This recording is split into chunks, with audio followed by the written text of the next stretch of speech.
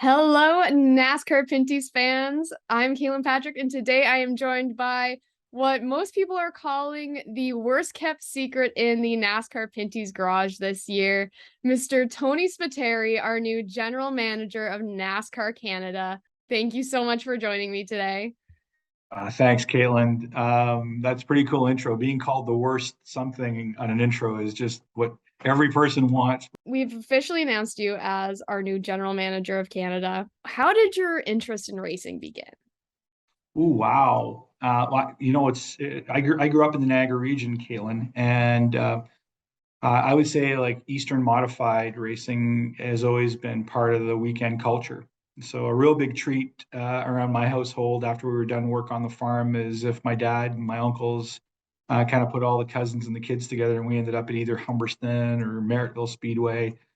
That was a real big treat. But my fascination with NASCAR really started. I distinctly remember watching Daytona with my dad the year that Petty and Pearson went to town with each other. It wasn't even the full race. I remember it being on ABC, the Wild World of Sports. And I remember Dad being so impressioned by Pearson that he went out and bought the same car. We ended up with a 76 Mercury that was exactly like that. It was a four door, unfortunately for me, but um, he was so impressioned by it, and I thought, wow, if powerful. Like my dad just watched this, and there we were in a dealership a few weeks later. So I guess really fond memories of growing up. It was always family time. It wasn't really the competitive side. It was more how it brought families together, which is what first kind of brought me to the sport because it was my family. My family was together on a Saturday or Sunday night. So you became a familiar face to NASCAR Canada and NASCAR Pinty, or I guess it wasn't Pinty's at the time, but the series fans back in 2012 when Pinty's Foods first came on as a contingency and race sponsor. What was that feeling like for you getting to mix your work and your business with such a strong passion? Well, you and I have walked together at a few different tracks, and we've also shared a few meals. I'd like to tell the audience, and as you know, food is also a passion. So I'm kind of a blessed individual in that I'm surrounded by an amazing family and a group of friends. But yeah, I've been able to spend the majority of my working career in the food business and always around the racing side. The racing business really not till about 1999. That was the first time I actually sponsored. It was sponsoring a CASCAR race, and that was the backside. I was involved in the series in racing series before as a crewman and all that kind of stuff. But yeah, I mean, blessed to be able to put them both together and to be able to do now to be able to um, work for what I believe to be one of the best run racing organizations in the world, which is NASCAR. That's not me holding a business card. I get to say that. I mean, I've got my own kind of business interests that have allowed me to do what I want, and yeah, it's kind of cool. The word I can use, Caitlin, is blessed. But in late 2021, you announced you would no longer be working for Pinty's, then Ole Mill, as Ole Mill bought Pinty's. Did you think that that was it for you for your involvement in the series, or did you always knew you would come back in some capacity? After I made the company aware of the fact that I would be leaving and joining a partner in another food business, the second call that I made after my staff was to Chad Siegler and my partners at NASCAR and a whole bunch of. I've had really great relationships with the NFL, the NHL, Major League Baseball with the Jays, and a lot of sports marketing helped us build the Pinty's brand. And literally, the first thing Chad said after congratulations, on a pretty cool career, he said, we talked a few years ago about your thoughts on the series. Man, I would love the opportunity to kind of sit down with you and have a chat about it. And we did. And that led into a pretty interesting discussion about what could be. And you'd have to get Chad on here at some point, Caitlin, to tell his version. But when he said, man, it would be really, really cool to have somebody like you help us and guide us through this. And I said, well, I'm all in. I'll be more than happy to help. I think he was more surprised, and then I was really surprised that I actually said what I said. And the next thing we know, we're sitting down with paper and pens trying to figure something out. But I listen. I always thought I would be involved in some way, shape, or form, just helping out, whatever it was. Um, But yeah, to be in a situation where we can actually work together at this level with you and with the rest of the team at NASCAR Canada is actually pretty freaking cool. So now that you are general manager of not just NASCAR Pinties, as a matter of fact, NASCAR Canada, what does that role in that job entail for you? The first thing, which a lot of folks have asked for, that I've got the question like, what's the first thing you're going to do in your first 100 days now that we're through Delaware and all that? And it's going to sound like a really simple answer, but it's not in the context of NASCAR. But it's to bring all the factions of NASCAR in Canada together. For most of the viewers that'll listen to this, um, in Canada, what we basically had was the competition side of NASCAR represented here. Caitlin, you've done a good job of trying to keep the communications part of NASCAR where it needs to be. We've got a separate group responsible for sales and marketing on the NASCAR front, but we haven't all been housed under the same leadership. I'm not talking about Tony, I'm talking about the same leadership group. So the very first thing we have to do, and what my role is within the organization, is to support the organization from the bottom up to bring those factions together: competition, technical, sales, marketing and communications, and administrative. We want to, as much as possible, do as much of that as we can here in the Great White North, and then be able to leverage the US mothership for the things that we want. So we're still going to have access to all the resources within NASCAR, the R&D center in Charlotte, the behemoth that is Daytona, the electronic media assets in both Daytona and Charlotte. We're still going to have all the access that we want to that stuff. But my first goal, i.e., NASCAR Canada's first goal, not Tony's, is to actually bring all those Canadian assets under one roof, under one management team, so that we become one ubiquitous management group. It shouldn't be a surprise when your entitlement sponsors at the racetrack, right? And that did happen a lot when I was the entitlement sponsor, because we really didn't have the sales team aligned with what the competition team was doing. So we're going to change that. That's the number one. The number two is from that. The byproduct of that, in my humble opinion, is over the course of the next 2 to 3 years, we'll see the trajectory of the NASCAR brand in Canada increase dramatically. Because if people like you and me start putting our heads together with the people that we know in the media world, and if we're able to foreshadow to them what's coming down the pipe, just as we saw this 2 weeks ago, Caitlin, you were part of a group that put together having our champion on the top rated sports broadcast show in Canada. Yeah. There's an example of all of us working together as opposed to those silos. So that's the number one objective, and I think the brand, I already know today through research from one of the other sports properties that I was privy to in the past, that NASCAR ranks with 26% of Canadians. So 26% of Canadians today are actually in some way, shape, or form a NASCAR fan. Our job is really just to polish that diamond up a little bit. You had mentioned it when I first asked that question of what is your role in telling. You basically asked the next question, but I'm going to say it again because I like the quote. In the first 100 days of a new business, you will achieve more than you will in the next 5 years. Correct. What is your short-term plan for NASCAR Canada? Truthfully, the short-term plan is to get a revised schedule back out into the marketplace, hopefully before the end of November. And most people will look and say, well, that what's the big deal there? Well, we've traditionally launched a schedule far later than that. Number two, enhanced communication. I have a view that we need to bring together so just like I'm saying, we're going to consolidate into those four areas: competition, technical, sales and marketing, or sale, new business development, and then marketing. I'm also suggesting that what we need to do is develop four committees in NASCAR that would report on both potentially a monthly basis and an ad hoc basis. I would like to see a competition committee.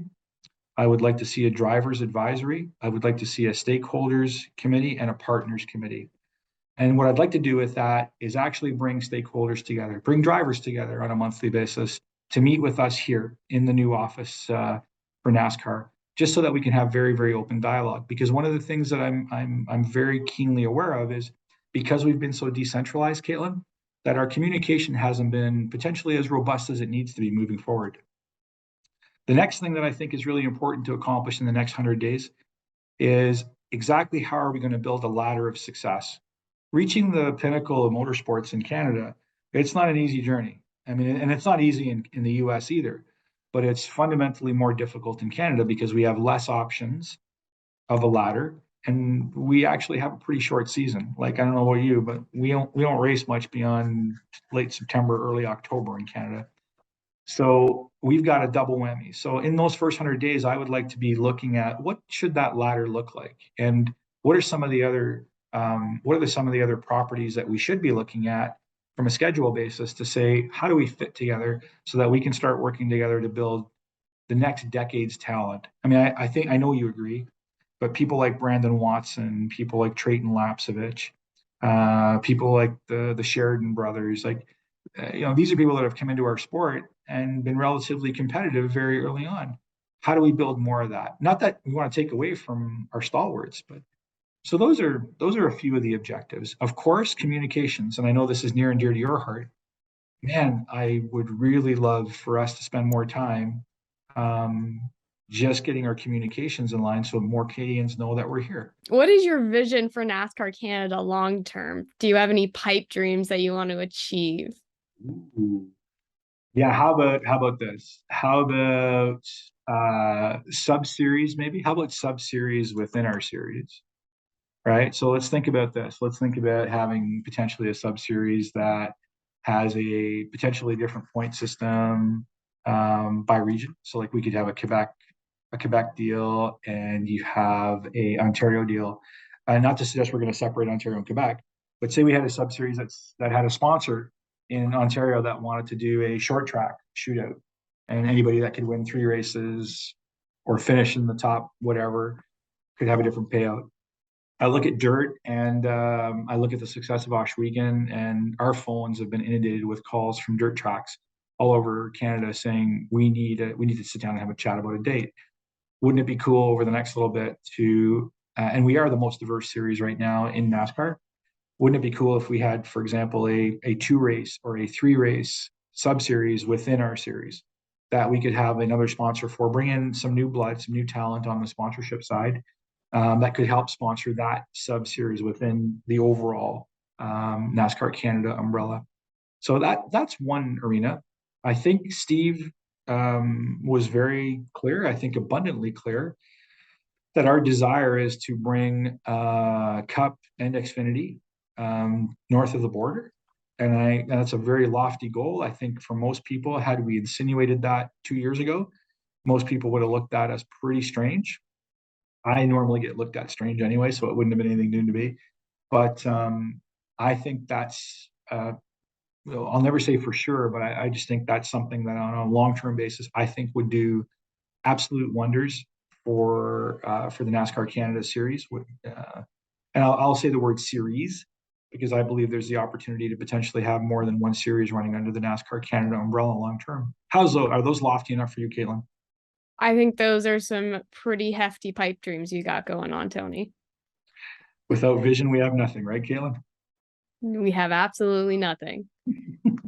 What is it about this series that makes NASCAR Canada so special? Um, when you get the opportunity to see the folks that are making a decision to join us from the NASCAR office, and I was asked for some comments a couple of days ago, and I said Tony Glover and got a couple of phone calls on it. But when a Tony Glover is making a decision, I mean, here's a championship winning, crew chief, multi-time Daytona 500 winning, who says, "Man, I love your series. I love that it's up to the driver and the team, right? Like we've got beautiful vehicles, we've got technically advanced vehicles, but we don't have, we're not driving cup cars in Canada. We're not driving cup cars from the States here. So if you want to call the cars relatively primitive compared to what some of the other series run, okay, we can call them primitive. But the cool part about it is, man, we've got some talented people. Like we've got some very talented people who during the week are also driving a transport truck, who are firemen, who are working at their parts business. Like, they're professional drivers that are actually running not only the race team, but they've got jobs outside of it, outside of racing, and a lot of them are raising families, young families and stuff. And I look at that and I go, that's what I love about the series. Okay, call us a little bit primitive, but my God, the racing. We do our first race, Caitlin, on dirt. How many cars finished on the lead lap? Virtually every single one of them. Nobody finished, right? And you look at that and you go, that's the first time you guys ran? And yeah, you look at Delaware and you look at the show that was Delaware, right?